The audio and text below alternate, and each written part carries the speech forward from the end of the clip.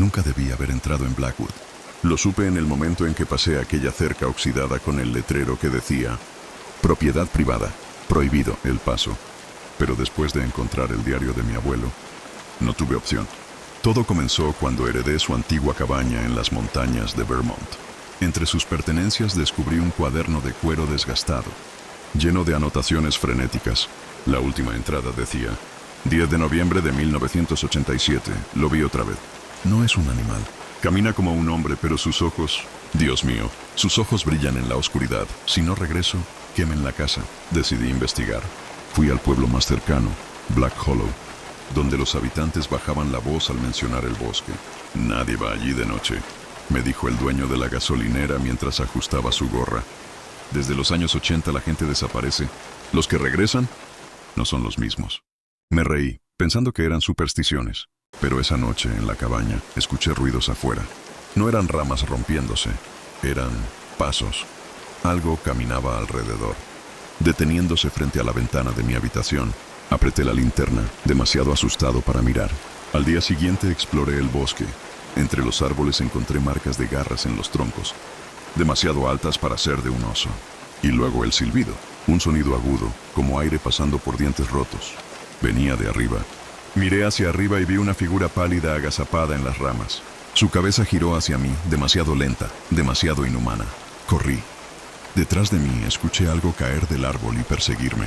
Regresé a la cabaña y descubrí una trampilla escondida bajo la alfombra. Bajé las escaleras y encontré fotos Polaroid clavadas en la pared. Todas mostraban a mi abuelo sonriente, junto a otras personas, hasta que en las últimas, sus ojos se volvían completamente negros. Sobre una mesa había otro cuaderno con un símbolo dibujado, un ojo dentro de un triángulo. Debajo decía: ellos lo trajeron en 1823, vive en los árboles, se alimenta del miedo. No lo mires directamente. El sonido de uñas raspando la puerta interrumpió mi lectura. No recuerdo cómo salí de allí. Desperté en el hospital, donde los médicos me dijeron que me encontraron a 20 kilómetros del bosque, cubierto de tierra y hablando en un idioma que nadie entendía. Clausuraron Blackwood. Dicen que hubo un incendio forestal. Pero algunas noches, cuando el viento sopla desde el norte, todavía escucho el silbido. Y lo peor, a veces le respondo. Nunca hablé de esto con nadie, ni siquiera cuando los investigadores me preguntaron. Pero necesito contarlo antes de que alguien más se adentre en esos senderos. Todo comenzó el verano pasado, cuando me mudé temporalmente a una cabaña cerca del Bosque Nacional de Pine Ridge.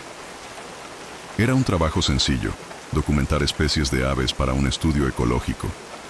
Llevaba mi cámara, mi cuaderno de campo y un GPS. Todo lo que un biólogo necesita. El tercer día encontré algo que no cuadraba. Eran las 4:30 de la tarde cuando noté un patrón extraño en los árboles. Varios abetos, todos de aproximadamente 30 años de edad, presentaban marcas idénticas a unos 2 metros de altura. No eran arañazos de oso ni daños por herramientas. Parecían quemaduras precisas, formando símbolos que se repetían cada cierta distancia. Tomé fotos y seguí mi ruta. A unos 500 metros encontré lo primero que realmente me alarmó. Un claro circular donde no crecía vegetación. Perfectamente redondo, de unos 5 metros de diámetro. El suelo estaba compactado como si algo pesado hubiera estado allí durante mucho tiempo. Regresé a la cabaña más temprano de lo habitual. Al revisar las fotos en mi computadora, noté algo que no había visto en el campo. En varias imágenes aparecían figuras borrosas entre los árboles. No eran personas. Eran demasiado altas, demasiado delgadas. Decidí no volver al área, pero al día siguiente encontré algo peor. Alguien, o algo, había estado en la cabaña durante la noche. No había señales de fuerza, pero mis notas de campo estaban reorganizadas. Y en la última página, escrito con letra que no era la mía, aparecía una sola palabra: Volví. Mi cámara de vigilancia captó algo esa noche. A las 3:17 a.m., una figura alta y oscura se acercó a la ventana. No se veían rasgos faciales, solo una silueta que parecía estudiar el interior con curiosidad.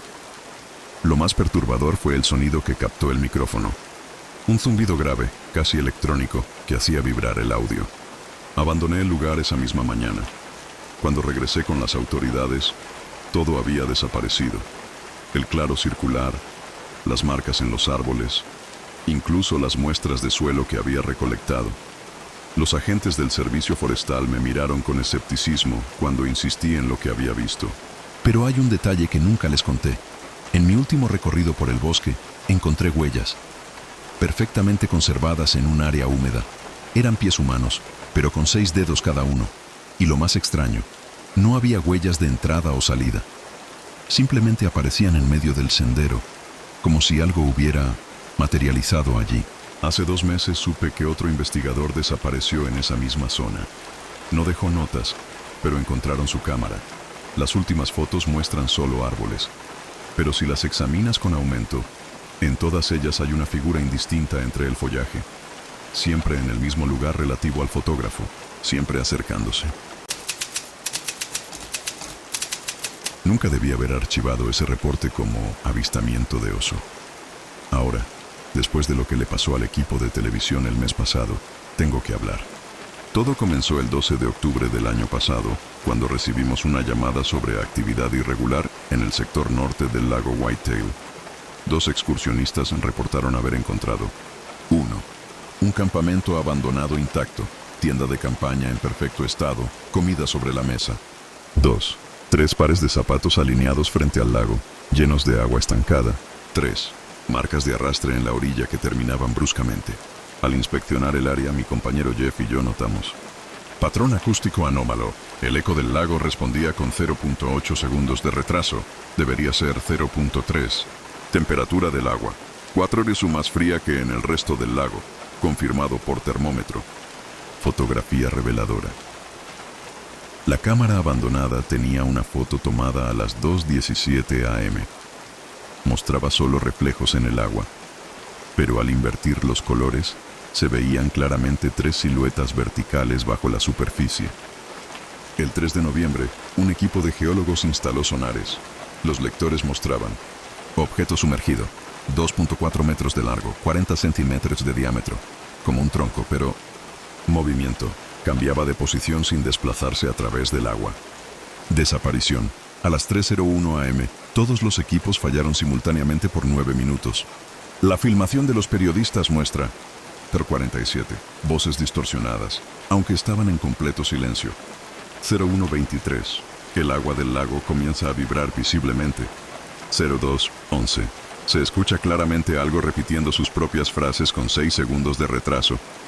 Cuando revisamos sus grabaciones de audio, encontramos algo que no estaba allí durante el incidente. Una voz susurrando constantemente: salgan del agua, en polaco. Ninguno de ellos hablaba el idioma.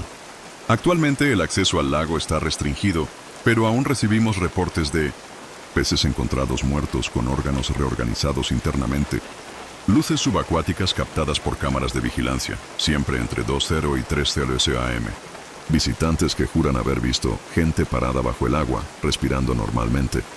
Nota: todos los nombres geográficos han sido modificados por solicitud del Departamento de Recursos Naturales. Los archivos completos permanecen clasificados bajo el código Whitetail 83. Nunca me había pasado algo que me hiciera cuestionar la lógica, hasta esa noche en Gray Hollow. Era otoño de 2019. Yo trabajaba como asistente de campo para un estudio de flora en una zona boscosa del norte de Oregón. El área, conocida como Gray Hollow, no aparecía en muchos mapas. Técnicamente era un refugio ecológico, pero la verdad es que nadie parecía monitorearlo. Mi equipo y yo íbamos una vez por semana para recolectar muestras y hacer observaciones. El 17 de octubre fui solo. Nada fuera de lo común. Llegué a las 14:00, empecé a marcar árboles y revisar líquenes, pero a eso de las 16:30 el ambiente cambió. Lo primero que noté fue el silencio. Los pájaros dejaron de cantar, ni un zumbido, ni el viento. Todo quieto. Pensé que venía una tormenta. Me apuré a recoger mis cosas. Fue cuando encontré el mojón de piedra. No estaba ahí antes. Era una estructura pequeña, de menos de 1 metro, formada por piedras perfectamente apiladas en forma cónica.